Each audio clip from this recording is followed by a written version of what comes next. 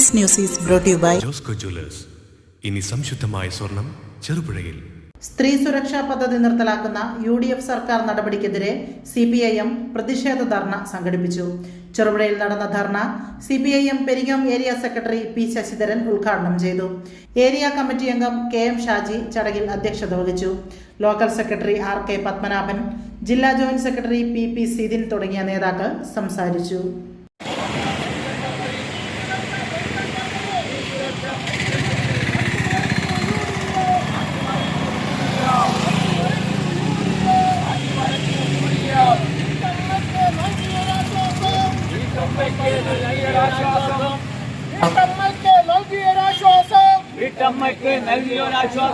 ഇന്ത്യക്കാകെ മാതൃകയായ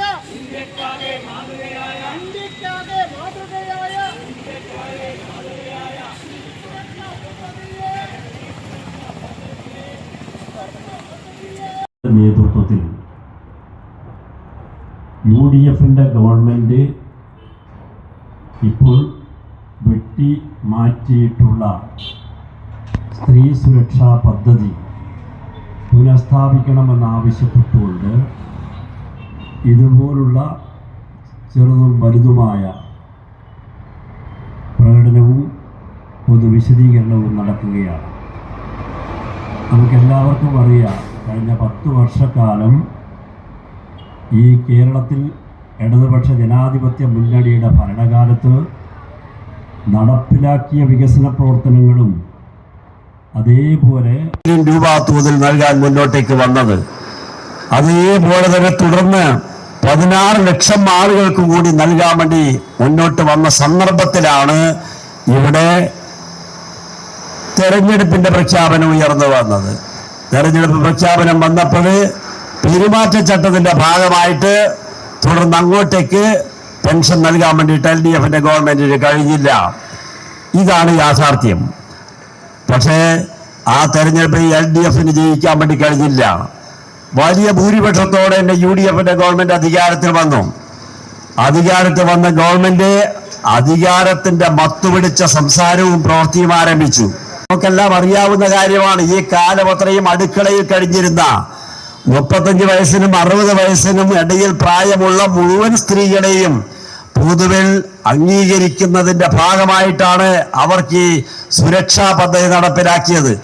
ഇത് ഇന്ത്യയുടെ ചരിത്രത്തിൽ ആദ്യത്തെ സംഭവമാണ്. അത് വിപുലപ്പെടുത്താനാണ് മുന്നോട്ടേക്ക് വരേണ്ടത്. അതിന് പകരം അത് നിർത്തലാക്കുന്നു. അതുപോലെ തന്നെ UDFന്റെ ഗവൺമെന്റ് പ്രഖ്യാപിച്ചിട്ടുള്ള പ്രിയദർശിനി യാത്ര ഞങ്ങളിതാ ആരംഭിച്ചു കഴിഞ്ഞിരിക്കുന്നു. അത് ചോറ് തിന്നുന്ന ആളുകൾക്ക് മനസ്സിലാവും. അത് VD സതീശനോ UDFനോ കോൺഗ്രസിനോ തിരിയുന്നുണ്ടാവില്ല, ഞങ്ങൾക്ക് തിരിയും. അതുകൊണ്ട് ആ നിലപാട് സ്വീകരിക്കുന്ന നടപടിയെ കടുത്ത നിലയിൽ എതിർക്കുക എന്ന നിലപാട് ഞങ്ങൾ സ്വീകരിക്കും. ഇതൊരു തുടക്കം മാത്രമാണ്. ഇതൊരു കാര്യം മാത്രമല്ല, 35ഓളം ലക്ഷം വരുന്ന സ്ത്രീകൾക്ക് 18 വയസ്സ് കഴിഞ്ഞ 60 വയസ്സിൽ താഴെയുള്ള സ്ത്രീകൾക്ക് 1000 ഉറുപ്പിക വെച്ച് അത് പാവപ്പെട്ടവർക്ക് കൊടുക്കാൻ ഗവൺമെന്റ് തീരുമാനിക്കുകയും ഏതാണ്ട് 2 മാസം കൊടുക്കുകയും ചെയ്തു. തുടർന്ന് അങ്ങോട്ട് BPLന് മാത്രമല്ല, അതിനപ്പുറത്തേക്കുള്ള സ്ത്രീകൾക്കും അത് കൊടുക്കണമെന്ന് ഇടതുപക്ഷ ജനാധിപത്യ മുന്നണിയുടെ ഗവൺമെന്റ് തീരുമാനമെടുത്തു. പക്ഷേ ആ പദ്ധതി തകർത്തു.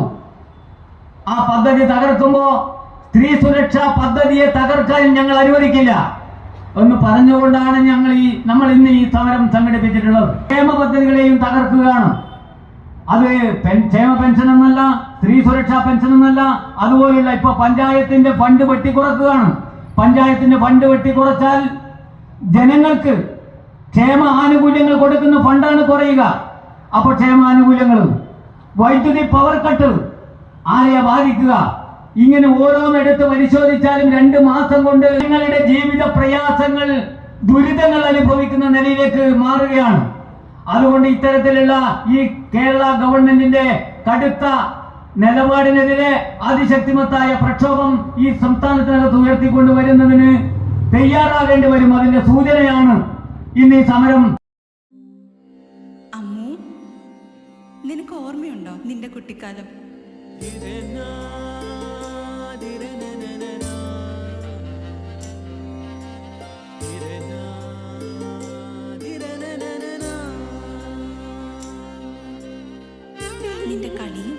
ചിരിയും കുസൃതിയും പിന്നെ നിന്റെ ആ കുട്ടിച്ചോദ്യവും. ഇതെനിക്ക് തരുമോ? തരില്ല. ഇതേ എനിക്ക് എന്റെ അമ്മ തന്നതാ. മുത്തശ്ശിക്ക് ഇതാര് കൊടുത്തതാ? മുത്തശ്ശിയുടെ അമ്മ കൊടുത്തത്. അപ്പൊ ഇത് ശരിക്കും മാറിയ?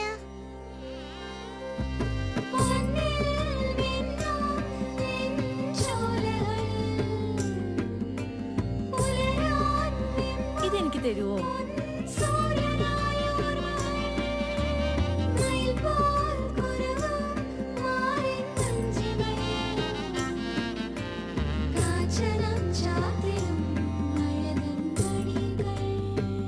ചില ബന്ധങ്ങൾ പവിത്രമാണ്.